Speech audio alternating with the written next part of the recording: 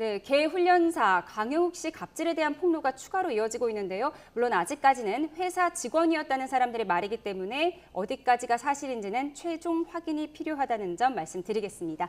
네, 그럼 지금까지 어떤 이야기가 나왔는지 정리해 볼까요? 네.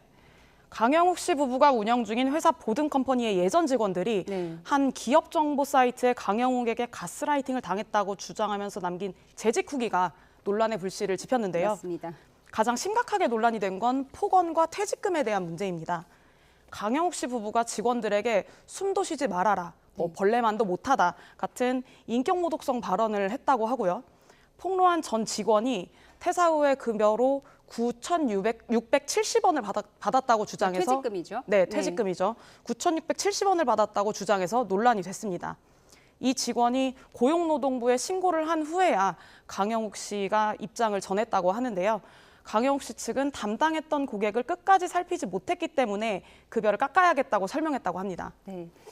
폭언과 퇴직금에 대해서 이야기를 들어봤는데 또 사무실 곳곳에 CCTV가 설치돼 있었다는 게 전직 직원들의 주장인데요. 그 목소리 들어보고 오겠습니다. 이제 3시쯤 되면은 이제 화장실 다녀오시라고 지시가 내려오시더라고요. 카페로 한 번에 가셨으면 좋겠다. 다른 데로 가지 마셔라. 방법론이 아니라 직원 감시용 제가 엄연히 불법이다 이러니까 법대로 해봐? 어디서 회사에 함부로 법 얘기해. 법대로라면 너네 근무 태만으로 다 잘랐어.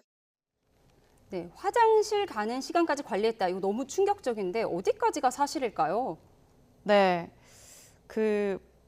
사실 여부는 좀 다퉈봐야 알 것 같습니다. 네. 강영욱 씨가 공식적인 입장을 밝히지는 않았지만 저희 취재에 따르면 강영욱 씨 부부가 지금까지 나온 모든 의혹을 인정하지는 않을 것으로 보입니다. 인정할 것은 인정하지만 그렇지 네. 않은 부분에 대해서는 부인을 하겠다는 방침이고요.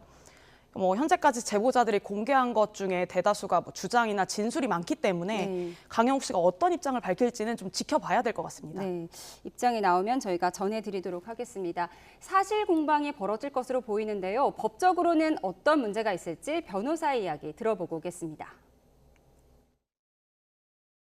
개인이 핸드폰을 소지하고 있는 상태에서 CCTV 영상을 현출하고 핸드폰에 CCTV 영상을 현출한다면 그 자체로 핸드폰 기능을 사용해서 녹화도 가능함이 사실입니다. 만약 녹화까지 이루어졌음이 밝혀진다면 이때는 단순한 개인정보처리보호법 위반을 넘어서서 여직원이 옷을 갈아입느냐 작은 공간에 CCTV 영상물을 녹화했다면 이때는 성폭력처벌법상 카메라 등 이용 촬영죄도 충분히 논할 수는 있겠습니다.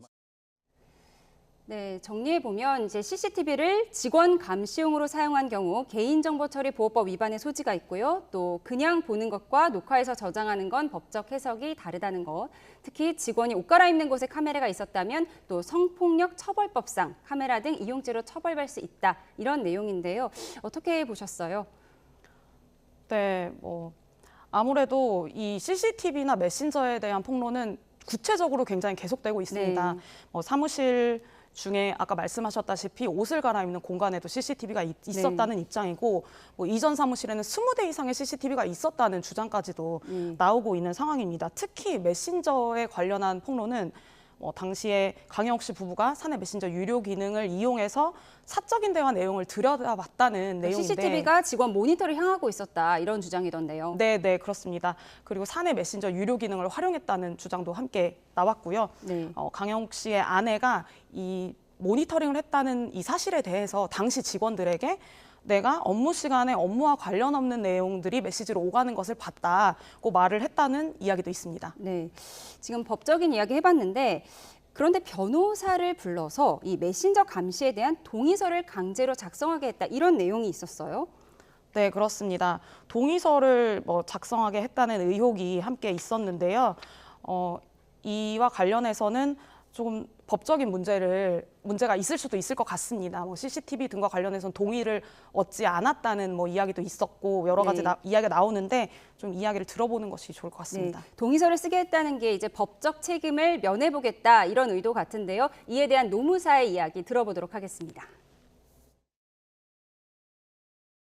동료와 대화하지 말라는 그런 동의서를 작성했어도 이제 인권 침해에 해당할 수 있는 내용이기 때문에 그런 부분은 효력이 없습니다. 그 노동부의 직장 내 괴롭힘으로 진정을 할 수 있는데 이 괴롭힘 행위자가 그 사업장의 사용자와 그 친족이기 때문에 벌칙 규정이 마련되어 있어서 노동부에서도 적극적으로 조사를 하지 않을까 싶습니다. 네, 인권 침해에 해당할 수 있기 때문에 동의서를 작성했어도 효력이 없다는 내용인데요. 일단 강영욱 씨, 침묵을 지키고 있는 거죠? 네, 지금까지는 그렇습니다. 네, 저희가 취재한 바로는 네. 어제 오늘 중으로 사실은 네, 입장이 오늘 나올 것이다라는 전망이 나왔는데요. 네, 그렇지만 저희가 취재한 바에 따르면 오늘 중으로 입장을 나오기는 조금 어려울 전망이고 예상보다 네. 조금 더 늦어질 가능성이 좀 높은 것으로 보입니다. 강영욱 씨가 주변 관계자들과 접촉을 하면서 이 의혹에 대한 입장을 정리 중인 것으로 저희가 확인을 했고 이번 주 중으로는 입장을 낼 방침이라고 합니다. 네. 그런데 회사는 일단 문을 닫았다고요? 네, 그렇습니다. 보듬 컴퍼니는 반려견 전문 교육 업체로 잘 네. 알려져 있는데 반려견의 행동을 교정하는 훈련 프로그램이 이제 고가로 판매되고 있었고요. 네. 강영욱 씨의 프로그램이라는 게 이제 훈련해주고 네. 강아지를 훈련해주고 비용을 받는 거죠? 네, 그렇습니다.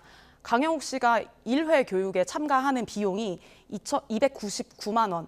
그러니까 1회 교육이 1회요. 포함된 패키지 네. 비용이죠. 299만 원이었고 더 고가인 패키지로는 399만 원짜리, 599만 원짜리도 있었다고 합니다. 그리고 더불어서 반려용품을 판매를 해서 네. 매출을 일부 올린 것으로도 보입니다. 네. 그런데 이제 강 씨 부부는 지난해 말에 보듬 컴퍼니 폐업을 결정을 해서 이미 네. 회원들에게 알리기 시작을 했고요. 네. 보듬 컴퍼니가 보유하고 있던 토지나 건물 등 부동산 매각 소식도 전해졌습니다.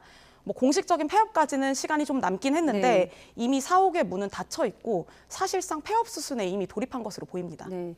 시점이 좀 공교로운데 훈련 비용을 이렇게 비싸게 받고도 강아지를 학대했다 이런 의혹도 받고 있잖아요. 네, 그렇습니다. 반려견 그 교육 프로그램에 네. 참여한 견주들을 비하했다는 발언도 나오고 있고 네. 그 반려견과 함께 출연하는 그 콘텐츠의 견주가 등장해서 어떤 태도 논란을 지적하기도 했고 강영욱 씨가 훈련비를 내지 않은 견주의 반려견들에게는 밥을 주지 밥을 주지 말라라고 않았다. 네. 발언을 했다는 주장도 나오고 있습니다. 네. 지금 출연하는 방송 프로그램이나 행사 일정은 모두 취소된 건가요? 네, 우선 강영욱 씨가 올해 출연해왔던 KBS 예능 프로그램의 개는 훌륭하다가 긴급 결방을 결정했습니다. 네. 다음 주 방송 여부도 아직 결정되지는 않았고요. 강영욱 씨의 입장이 나온 후에 상황에 따라 대처하겠다는 게 제작진의 입장입니다. 그래서 하차 여부를 짐작하기는 아직은 좀 이르고요. 오는 주말에 강원 정선에서 열리는 이제 반려견 동반 행사에서도 네. 강영욱 씨의 참석은 제외됐습니다. 아, 제외됐군요. 네, 원래 알겠습니다. 네. 네, 강영욱 씨의 입장이 나오는 대로 저희가 전해드리도록 하겠습니다.